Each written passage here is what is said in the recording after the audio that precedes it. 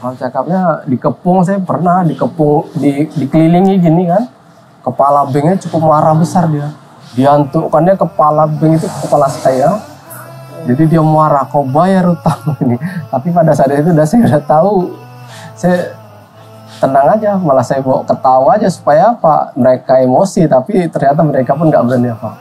Jadi ngancam dia, besok keluar kau dari rumah ini.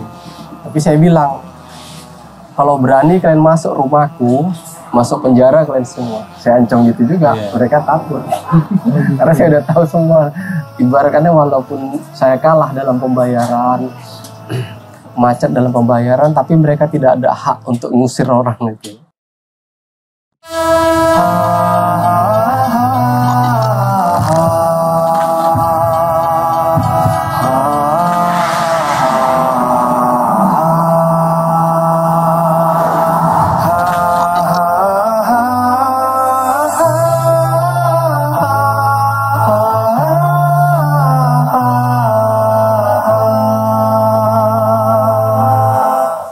Jadi awalnya itu kan istilahnya gini lah, masuk ke jeratan riba gitu ya, masuk ke dalam jerat riba. Mungkin awal kisahnya seperti apa bisa masuk ke dalam kubangan itu? Awal kisahnya ya dari keinginan ingin punya ini, punya itu gitu kan. Oh, dari ya manusiawi lah ya. Manusiawi lah. Manusiawi itu. Hasratnya kita mau tapi belum sanggup kontan, tadi kita pinjam ke bank. Oh, akhirnya minjam untuk modal. Pinjam butuh modal. Untuk segala macam keperluan juga gitu ya. Segala macam keperluan. Terus setelah itu berjalan sesuai dengan apa yang diinginkan, sesuai rencana. Berjalan setelah beberapa 1 tahunan lebih lah, 1 tahun lebih berjalan lancar. Waktu itu kendala usaha mulai menurun penghasilannya. Tapi di awal-awal sesuai rencana tuh. Di awal-awal sesuai rencana, apa yang kita perkirakan berhasil. Apa yang kita perkirakan berhasil. Tapi setelah ibaratnya berjalan beberapa saat, usaha makin menurun, penghasilan menurun. Disitulah mulai macet pembayaran. Oke. Berarti dari situ mungkin awal timbul kegelisahan masalah mungkin ya. Disitulah pada saat dari awal pun sebetulnya udah gelisah. Karena apa? Ibaratnya gini, kita tidur itu malam sudah harus kita pikirkan besok kita udah harus dapat sekian untuk bayar bank. Oh gitu, bayar cicilan tadi ya. Bayar cicilan. Jadi membuat kondisi kejiwaan tuh sebetulnya nggak sehat. Satu, kita mudah marah, kadang kan udah itu sering tergesa-gesa. Karena apa? Pemikiran kita segala sesuatu itu harus cepat gitu. Harus sesuai dengan target. Kalau nggak sesuai target, perasaan emosi timbul gitu. Jadi itulah dia. Tapi awalnya nggak tahu gitu, nggak tahu awalnya bagaimana memakai atau ngutang di bank gitu. Awalnya sih nggak tahu, memang semana. Memang kita nggak tahu bahwasannya pinjaman bank itu termasuk riba yang diharamkan oleh Allah. Awalnya nggak tahu. Terus habis timbullah kegelisahan gitu di awalnya usaha macet gitu. Nah habis itu apalagi yang dirasakan? Yang dirasakan itu tadi lah, dalam keluarga nggak ada rasa ketentraman. Nggak ada rasa ketentraman, jadi gelisah, mudah marah, kadang-kadang sama anak mau emosi, marah aja bawaannya. Iya.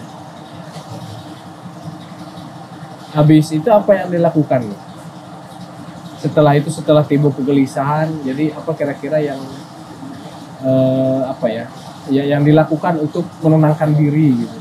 Pada saat itu kan pembayaran kita mulai macet, jadi otomatis pihak dari bank mereka melakukan tekanan supaya mereka bisa menyita aset yang kita agunkan. Jadi di situ saya mulai belajar bagaimana kalau ibarat saya macet dalam pembayaran, buka dari internet, bertanya sama kawan, itu dalam agama pun. Nah dari situlah mulai ternyata bahwasannya pinjaman bank ini termasuk riba. Riba itu sesuatu hal yang diharamkan oleh Allah. Setelah tahu riba itu diharamkan, apa perasaannya? Wah, perasaannya agak takut gitu rasanya. Takut, gelisah. Jadi teruslah mohon ampun sama Allah. Terus minta jalan keluarnya. Terus selama bertahun-tahun itu mulailah ya alhamdulillah sholatnya mulai lancar gitu. Pada saat itu ada waktu itu kan dengar radio Arisala gitu kan, ada radio kok ini kok radio ngaji aja terus tapi kok rasanya enak. Selama 1 minggu kita dengarkan, ada terasa perasaan kita kok nyaman gitu ya, nyaman gitu. Jadi dari situ terus belajar kita tentang riba itu bagaimana, efek apa yang bisa ditimbulkannya. Itu apa yang bagi keluarga saya pun kurang begitu nyaman. Iya. Nah setelah tahu riba itu haram, kemudian meminta ampun kepada Allah dan meminta jalan keluar. Sementara kan perkara belum selesai. Belum. Kira-kira tantangan terberat dari masalah itu apa kira-kira yang sudah didapatkan? Selain tekanan tadi kan, tekanan dari pihak bank apa kira-kira? Ya alhamdulillah semuanya saya serahkan kepada Allah, karena pada saat mereka mengadakan tekanan, iya kan, kadang waktu itu istri sering sakit, jadi di situ banyak ilmu yang bisa saya dapatkan. Satu, bisa lebih banyak belajar Islam, terus mendengarkan kajian-kajian melalui radio Arisala, mendengarkan dari YouTube, dari situ tambah ilmu, agak mulai tenang hati. Jadi bagaimana penyelesaiannya itu di luar batas kemampuan kita. Setelah kita berserah diri, gitu berserah diri kepada Allah, jadi udah biar Allah yang ngatur, cukup sih bagaimana cara supaya bertakwa. Iya, itu aja. Nah, awalnya kira-kira berapa itu pinjamannya itu? Awalnya pinjamannya sedikit sih, cuma 10 juta. Meningkat 25. Udah itu ada pihak bank yang lain yang kebetulan memang pernah masang jok gitu kan ke rumah, berani nawarkan lebih tinggi lagi, pindah lagi. Ternyata habis itu ada lagi pihak bank yang berani lebih tinggi lagi, pindah lagi. Tapi di sini sebelumnya itu tertutup. Sebelumnya yang kecil-kecil. istilahnya lunas maju. Iya, oh gitu. Mereka kasih pinjaman lebih besar untuk menutupi yang kecil. Jadi kita terima nggak utuh. Jadi di situ itu seolah jebakan baru gitu jebakan, ya. Jebakan yang menggiurkan. Padahal itu bukan apa namanya? Bukan sesuatu yang menguntungkan, tapi merugikan bagi kita. Iya, nutup jebakan dengan jebakan yang lebih besar. Iya. Ya, pada saat itu pun bank yang terakhir kali tempat saya minjam ini pun mereka gitu. Awalnya ngasih sedikit, terus naik. Jadi ya karena saya macet, mereka berusaha untuk supaya bisa menyita rumah, itu aja lah tujuan mereka. Tapi saya tetap pertahankan karena itu adalah belajar dari YouTube. Tanya kawan bagaimana caranya kita bisa mengatasinya. Ya. Terjadi itu pernah nggak orang bank datang ke rumah gitu? Iya sering lah. Ya mal cakapnya dikepung, saya pernah dikepung, dikelilingi gini kan. Kepala banknya cukup marah besar dia. Diantukkannya kepala bank itu kepala saya. Jadi dia marah, kau bayar utang ini. Tapi pada saat itu saya udah tahu, saya tenang aja, malah saya bawa ketawa aja supaya apa, mereka emosi, tapi ternyata mereka pun nggak berani apa. Jadi ngancam dia, besok keluar kau dari rumah ini. Tapi saya bilang, kalau berani kalian masuk rumahku, masuk penjara kalian semua. Saya ancam gitu juga, mereka takut. Karena saya udah tahu semua. Ibaratnya walaupun saya kalah dalam pembayaran, macet dalam pembayaran, tapi mereka tidak ada hak untuk ngusir orang itu. Gitu. Gak ada hak. Makanya bagi yang udah meminjam, ada terjebak, pertama jangan takut. Udah itu belajar, ketahui dulu ilmunya, udah itu berserah kepada Allah. Tobat dulu ya. Tobat dulu lah ya, tobat dulu yang Habis itu bagaimana caranya untuk berlepas diri dari itu semua. Nah akhirnya cara membereskan masalah itu terus dicicil. Ya alhamdulillah di luar kemampuan juga sih. Gitu. Waktu itu kan jadi pihak bank udah nyerah. Yang utang saya katanya sekitar 200 juta lagi. Jadi mereka bilang utang Bapak bisa Bapak lunasi tapi dengan harga 90 juta.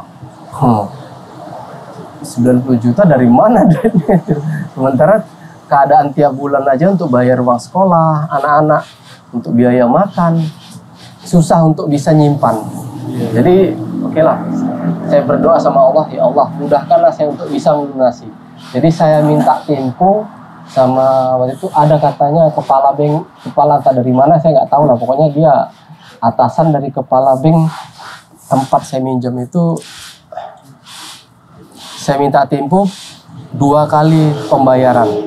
Pembayaran pertama 2 bulan setelah sekarang. Waktu itu pernyataan, buat surat pernyataan. 2 bulan dari sekarang itu pembayaran pertama. Sudah itu pembayaran kedua 2 bulan setelah pembayaran kedua. Ya alhamdulillah ada alat-alat tempel ban di depan kan.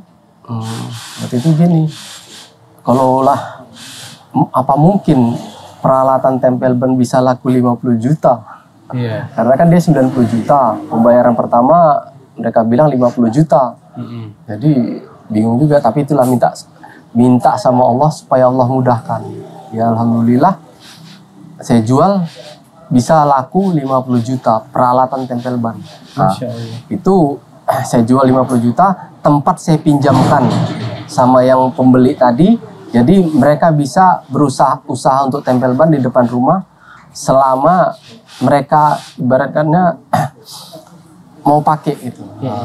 Jadi saya jual peralatan 50 juta, tempat saya pinjamkan.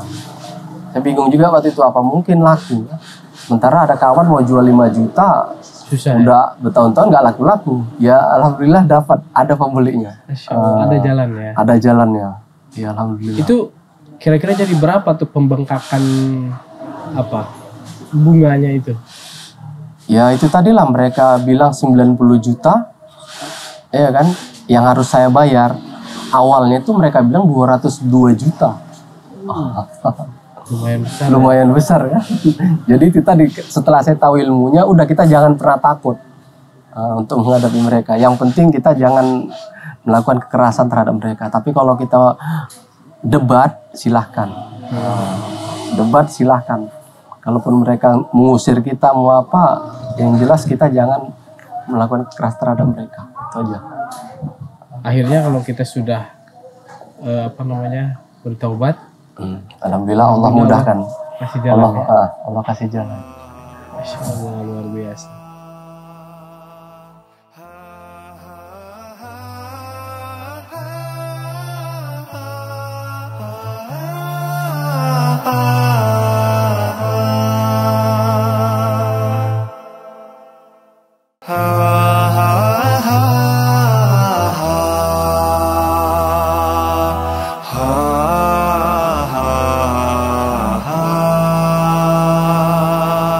ha